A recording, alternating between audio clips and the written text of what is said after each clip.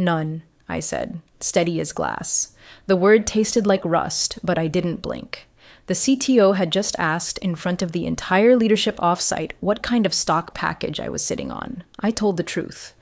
One syllable. No emotion. But the silence that followed was louder than any laugh. He gave this half smirk, the kind you reserve for people who still bring paper maps to a GPS meeting, and said, "Well, let's fix that discrepancy, huh?" A few board members chuckled. Someone clinked a glass. And just like that, the room moved on. I didn't. See, people think power announces itself with title slides and leather chairs. But real power's quieter. It clicks shut in folders. It timestamps emails. It waits. I slid the beat-up manila folder back into my bag, top tab, exhibits, personal. No one asked. They never do. Before we go on, real quick, if this story already has you side-eyeing your own HR files, do me a favor. Tap subscribe and hit like. It's free, but it tells the algorithm this is worth something. And honestly, that tiny click helps more than you think. Thank you. Anyway, back to the room. I knew I was already marked. The new CTO didn't even bother hiding it. Fresh from a Series D darling, all slick hair and flippant brilliance, he'd walked in 2 months ago and asked if our core architecture was grandma-proof. I'm the one who built it.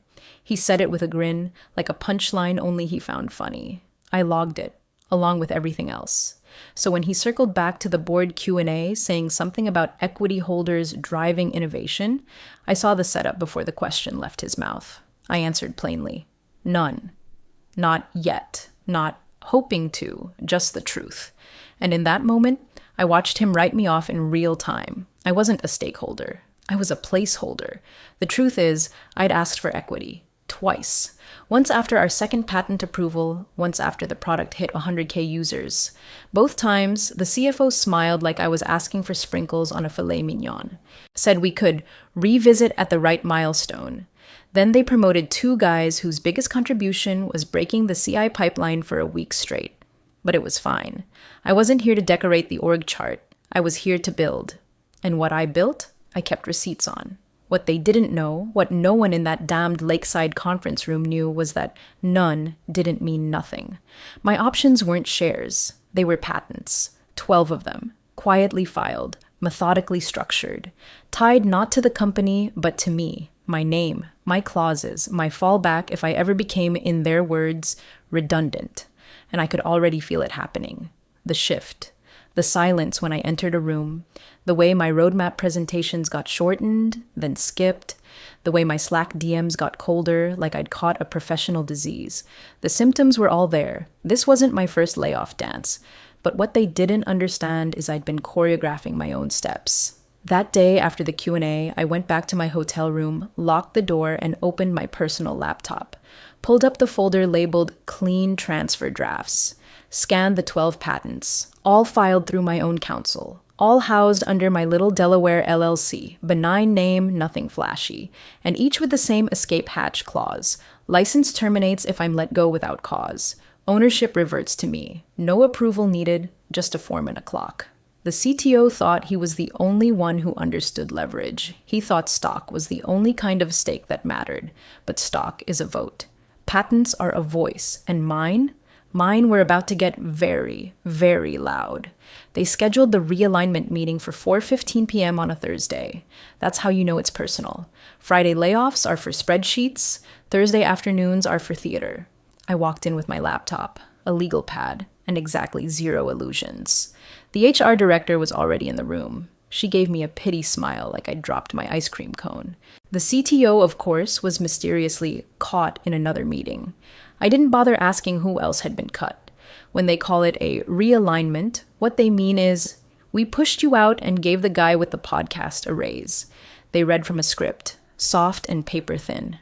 This has nothing to do with your performance, they said, which is code for, this has everything to do with optics. I nodded, even smiled. I signed their little goodbye letter with the pen I'd brought myself, because I don't trust borrowed ink for moments like these.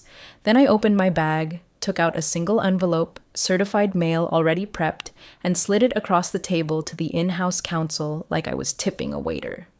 Per Section 7, I said, voice even. This constitutes formal notice of license reversion review. You have 14 days. They blinked. It took a full beat for them to realize I wasn't talking about the severance agreement. Counsel reached for the envelope like it was radioactive. HR just stared. That's the moment I realized they truly had no clue what they'd just stepped on. It wasn't ego. I wasn't the only person in the company with ideas. But I was the only one who'd taken those ideas, diagrammed them, formalized them, filed them, and locked them in language that even the CEO's golfing buddy lawyer couldn't unwind in under 2 weeks. Then came the box. Standard issue. Cardboard. Pre-creased with a white sticker on the side reading Exit Kit. I think someone in operations thought that made it more humane. HR gestured to it like it was a warm blanket. I filled it slowly. Keyboard, mouse. 2 books they never read, but always complimented. I left the team photo on the desk. That was a lie I didn't need to carry out the door. They walked me out through the side exit, like a delivery. No one from engineering looked up, except Carl, the junior front-end dev, who mouthed, "What?" as I passed. I didn't answer, just kept walking. Out in the parking lot, the wind bit sharp and clean. The sky was the kind of clear that feels like an insult. I put the box in my trunk, sat in the driver's seat, and stared at the building for a full minute. Not in mourning, not even in anger, just logging the moment like a timestamp. Then I opened my phone and pinged my attorney. Go time, all 12. She replied with a thumbs up and a single line, already drafting transfers to the LLC. I drove away without music, just the soft thunk of tires over the speed bumps they put in after one too many late-night accidents. That building behind me, it didn't own what it thought it did. Not anymore. In 14 days, the licenses they'd built entire roadmaps on would revert to me. They'd terminated me with a generic clause and a cardboard box. What they triggered, without even knowing, was a legal countdown. The patents were about to come home. The morning after they walked me out, I brewed my coffee slow, not for comfort, out of ritual. Ritual means control. And right now, control was the only currency I still had in surplus. I didn't let myself spiral. No sad playlists, no open-ended journal entries, just a checklist. And at the top, transfer. I opened the secured drive and scrolled through the patent titles, each one like a scar I'd earned the hard way. 12 total. 11 methods, 1 system architecture, filed over 3 years. Independently, surgically, obsessively documented. All assigned to me under provisional license agreements tied to my employment, with one very specific clause built into each. Upon termination without cause, primary rights revert in full within 14 business days. No appeal, no renegotiation, just a clean snap. My LLC, Parallax Formations, registered in Delaware, masked through a trustee for privacy, was always the fallback. Just a simple little container, like a fireproof safe no one knew was sitting beneath the floorboards. At 9:47 a.m., I opened the template transfer forms. At 10:06, every single one was signed and time-stamped. The filings auto-forwarded to my attorney, who initiated the change of record with the USPTO. Control, consolidated. Ownership, moved. Just like that. Next, notifications. You learn quickly in this game that silence isn't protection. It's negligence. So I drafted the notice emails to all prior licensees. Not many. A few third-party partners. A couple enterprise clients who'd negotiated limited use clauses tied to shared projects. I kept it polite, clean, surgical. Dear name, please be advised that, as of date, primary ownership and licensing authority for patents list has transferred from company to Parallax Formations, LLC. All active agreements remain in place under their existing terms, pending standard review under reversion clauses. For new licensing or renewal discussions, please contact licensing@parallaxformations.com. Respectfully, my full name. That email signature hit different now. Then I changed the autoresponder on my personal site. Before, it was just a standard "thanks for reaching out." Now, for all patent licensing, partnership, or technical inquiries, please contact licensing@parallaxformations.com. This email is no longer affiliated with company. No drama, just a wall drawn in fine permanent ink. By 2 p.m., my inbox was already stirring. A licensing officer from a regional platform asked if the reversion applied to the UI compression method they'd embedded. It did. A compliance lead from a medical SaaS startup I barely remembered sent a confused question. "Wait, do we owe someone else now?" I replied once, short and friendly, and forwarded the rest to my counsel. Meanwhile, my old company hadn't even flinched. No LinkedIn updates, no internal bulletins. They still thought they'd removed a name from a payroll line. What they'd done was trigger a breach window across their entire product suite. The architecture they built had been modular, my choice. Easier to license, easier to unhook. Every time I clicked send, I felt something uncoil.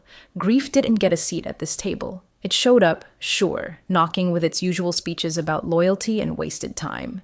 But I was too busy sending certified PDFs to let it in. The chessboard had tilted, and for once, I wasn't the pawn. I was the rule they'd forgotten existed. 12 pieces. One board. Check had just been announced.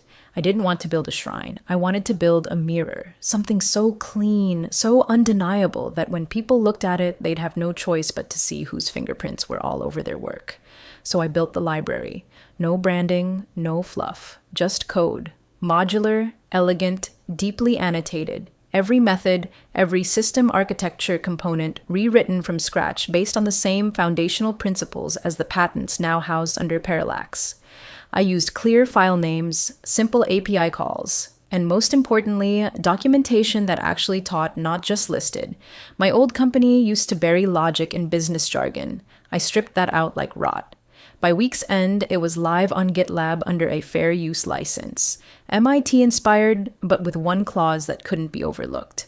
Attribution must be visible to end users in either the footer, about panel, or equivalent persistent element.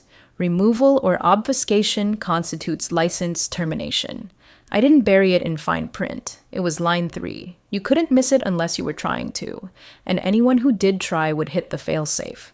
A single test method in the shared repo that checked for attribution. Fail it, and your build would throw a silent warning flag. QA engineers would catch it before it ever made it to production. I made sure of it. The library itself? I called it PlainForm, a nod to what the original platform was supposed to be before marketing got a hold of it. I spent 4 straight nights getting it right. Not perfect, just bulletproof. Function first, human readable. The kind of tool I would have killed for 10 years ago when I was still debugging 3 a.m. builds solo. I didn't announce it. I just pushed it and pinged 3 open source devs I respected, none of whom had any ties to my old company. Within 48 hours, one of them forked it and tweeted, "This library feels like someone finally read the manuals we never got." That was the first crack. The second came when a small Canadian fintech app quietly pushed a beta with PlainForm modules embedded. Their About panel, powered in part by PlainForm, attribution, my name, Parallax formations. Clean, respectful, legal, and effective. Because what I'd built, it worked. Better than what I left behind. Faster render times, lighter load. And unlike my former employer's spaghetti pile, this was a blueprint anyone could follow, because I wanted it that way. I didn't care who used it, just that they gave credit where credit was due. Over the next few days, clone stars ticked up. Not viral, just persistent, steady. The way reputation actually spreads, through usefulness, not noise. Some of the forks added tweaks and modules. Fine by me. That was the point. But every single one, thanks to that one immovable license clause, carried my name somewhere small, somewhere quiet, where end users could see it.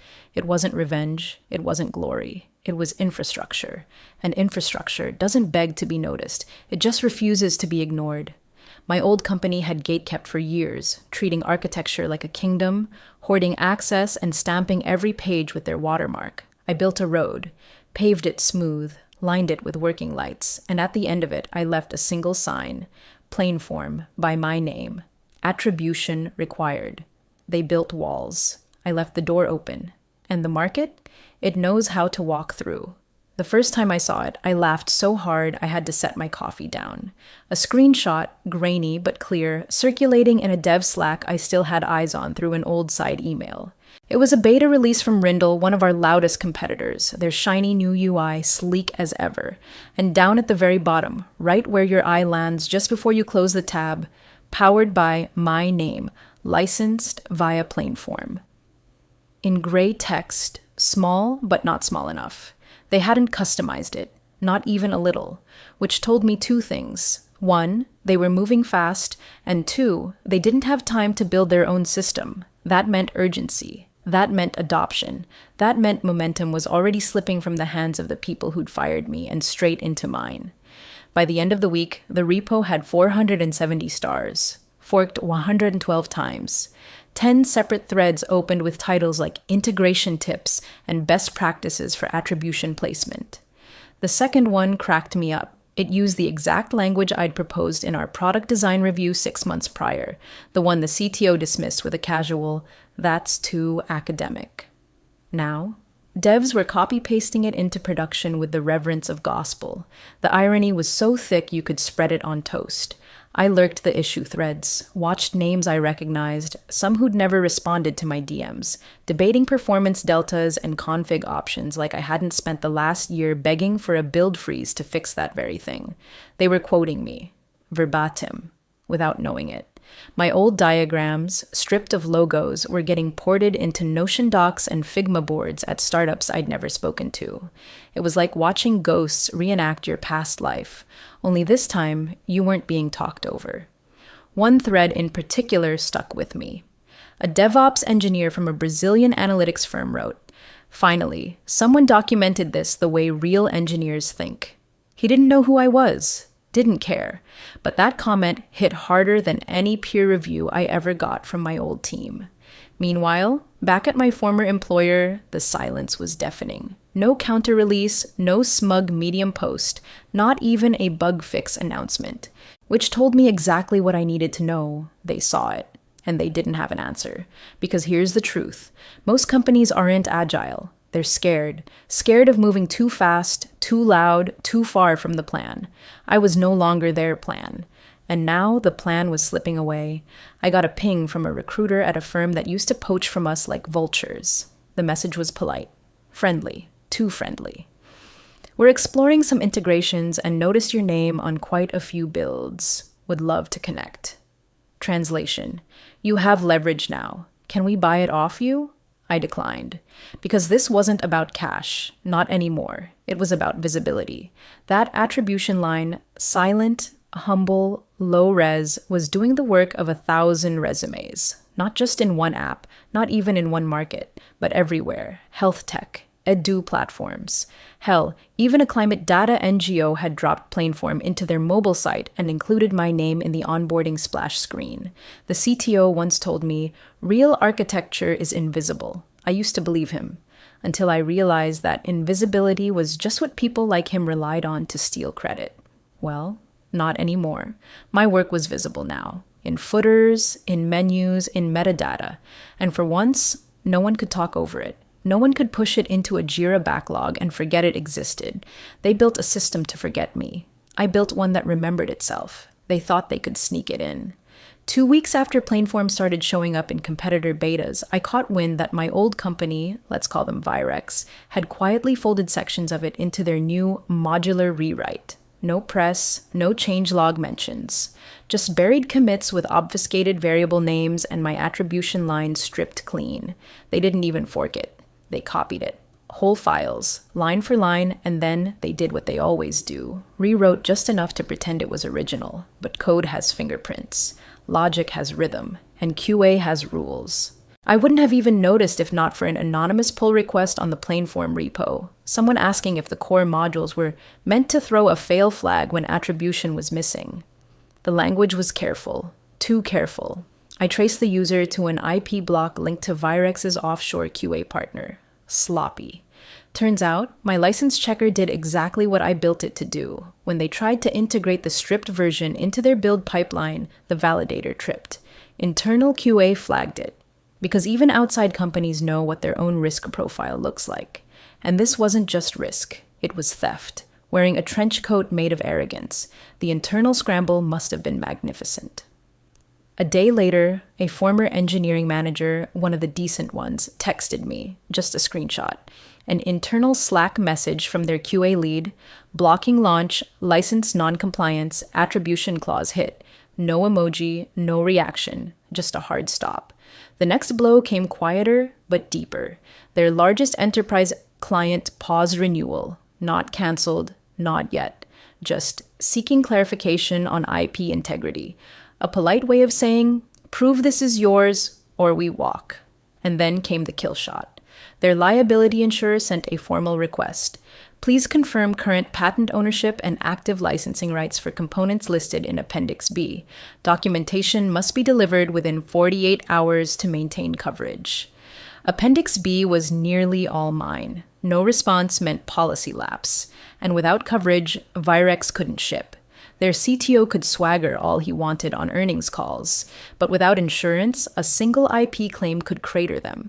And suddenly, I wasn't just a former employee. I was the only person who could put out the fire they lit. But I didn't gloat. I didn't send a taunting email or schedule a smug Zoom. I just waited, kept every email, every timestamp, every commit hash. My folders were clean, my records airtight. This wasn't revenge, it was bookkeeping. The last thing they expected from me was quiet control. That's why it worked.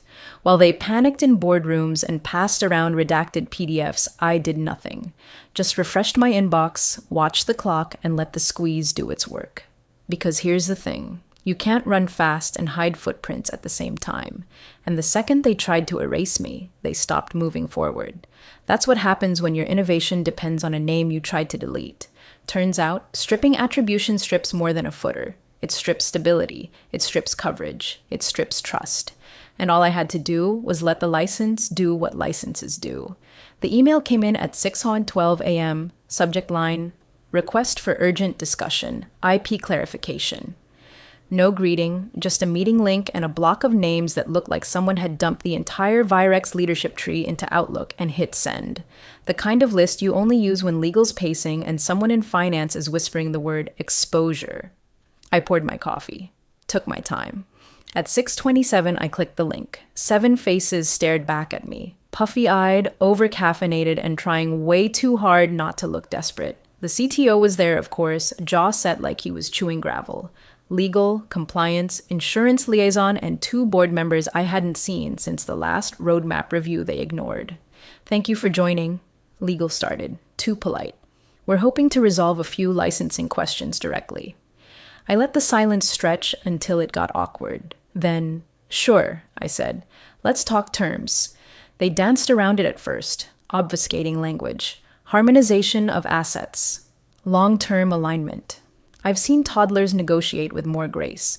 Eventually, one of the board members, Conrad, I think, cut the crap. Look, he said, we'd like to discuss an exclusive relicensing agreement, something that protects both parties and restores predictability, with attribution optional. I didn't laugh, didn't blink. Just opened the folder on my desktop and double-clicked the PDF labeled gatekeeper.termsheet final.pdf. It was 1 page. No fluff, just lines. Cross-license agreement offer. Non-exclusive access to patents. Listed for internal and commercial use. Attribution mandatory, visible footer or about screen. Unmodifiable backdated royalty structure, starting from termination date. Audit rights retained by licensor agreement, non-transferable without prior approval. Term. Perpetual, unless terminated by violation, I screen shared it. Let them read it. Let them choke on the simplicity. The CTO leaned forward. We're offering exclusivity. I shook my head. You don't have that kind of leverage anymore. The market's already moved. Rindle's shipping with my footer. So is Yarrow. So is Leapspan. The industry chose attribution over erasure. I'm just formalizing it. He bristled. We can negotiate that clause. No, I said. You had your chance to negotiate before you stripped the attribution and triggered a coverage review. This isn't a takedown. It's a toll booth. The insurance rep unmuted, voice strained. We'd recommend signing her offer as is. And there it was, the moment. I wasn't the problem anymore. I was the solution they couldn't launch without. The CFO, silent until now, finally spoke. Are you open to revisiting rates down the line? I shrugged. Sure, if your volume justifies it. But right now, you're 2 weeks into backdated royalties and 7 days from a full policy lapse. This is the bridge. Walk it or don't. They all stared at the screen. That one-pager glowed like scripture. I muted myself. Let them stew. This wasn't vengeance. I didn't need to crush them. I just needed them to say it out loud. We need you. We see you. You built this. And now, if they wanted to keep building, they'd have to pay the toll. Footnote included. Revenue froze before the frostbite registered. 3 of Virex's biggest accounts, all of them legacy, flagged their Q4 renewals for review. No escalation, no tantrums.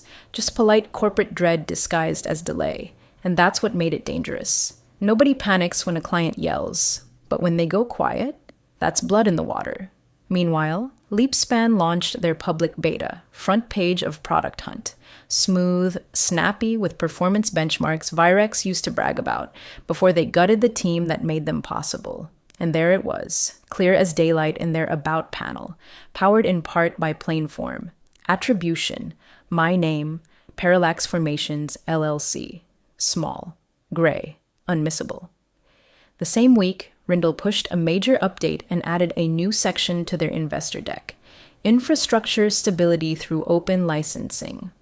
Slide 6, screenshots with my name at the bottom of 2 modules. Virex's board didn't need a pie chart to connect the dots. Competitors were shipping. Clients were stalling.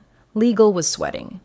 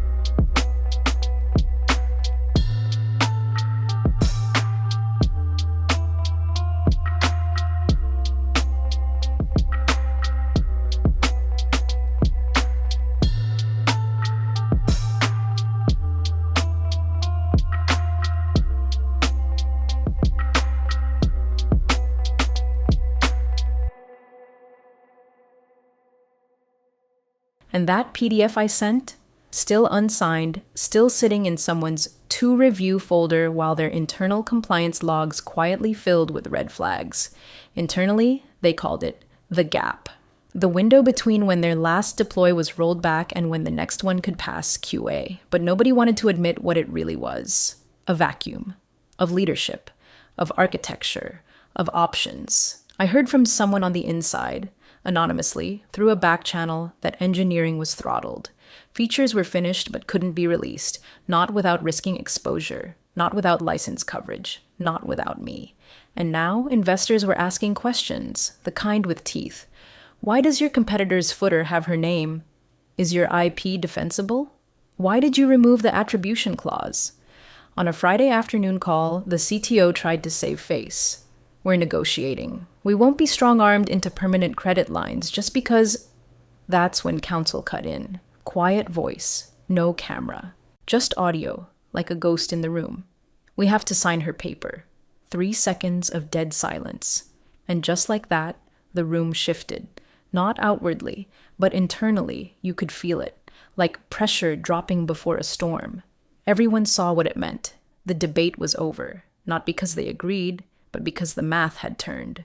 Attrition over attribution was no longer a strategy. It was a loss.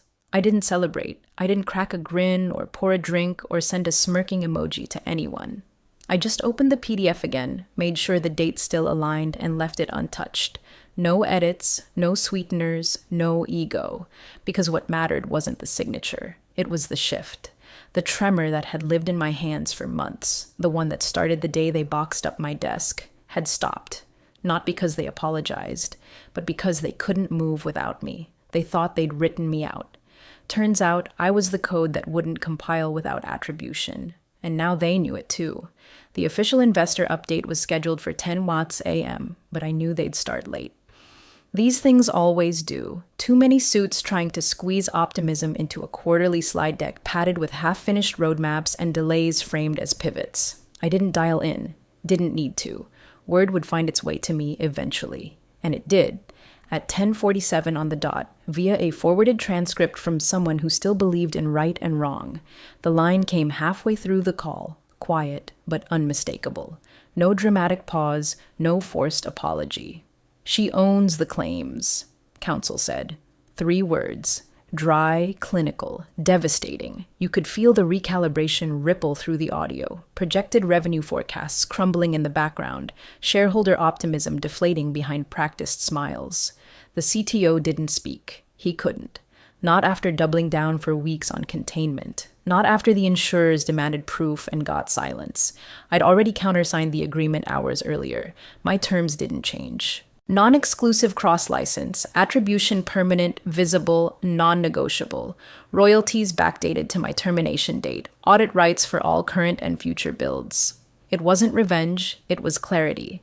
They submitted to the same license as everyone else. No backdoors, no exclusivity, no sweetheart red lines. Just the cold logic of legal cause and consequence. The same people who had laughed when I said I had no stock now looped in legal to analyze every word of my clauses. I didn't have options. I had ownership. Later that day, the update email hit my inbox. A mass announcement from Virex's communications team. Spin, as expected. Excited to partner with independent creators. Strengthening our IP foundation. Not a single mention of my name, but the attachment told the real story. PlainForm's license terms, signed, effective immediately. I didn't respond. I didn't share it. I just archived the message and got on with my day. Around sunset, I took the long way home. It wasn't intentional. Muscle memory, maybe. My car crept up to that stretch of office parks I used to know so well. The old building came into view, still sterile, still lifeless. I didn't look up. Didn't slow down, just rolled past the parking lot where I once spent 10 minutes crying into a steering wheel the day they stole credit for my build. At home, I kicked off my shoes, grabbed a drink, and opened my tablet. 3 apps, competitors, former allies, upstarts, all shipping features powered by PlainForm. I tapped through the menus, scrolled to the footers. There it was. Powered by PlainForm. Attribution, my name, parallax formations. On one, it was in a footer bar. On another, tucked into the About screen. On the third, proudly center-aligned in the credits page, right above the dev team. Small, permanent, unavoidable. That's the thing about ownership. It doesn't ask for applause. It just waits. Until the people who dismissed you have no choice but to cite you. Until the story they tried to rewrite ends up with your name at the bottom of every page. They measured me in options. The market measured me in signatures, and it wrote mine in every footer.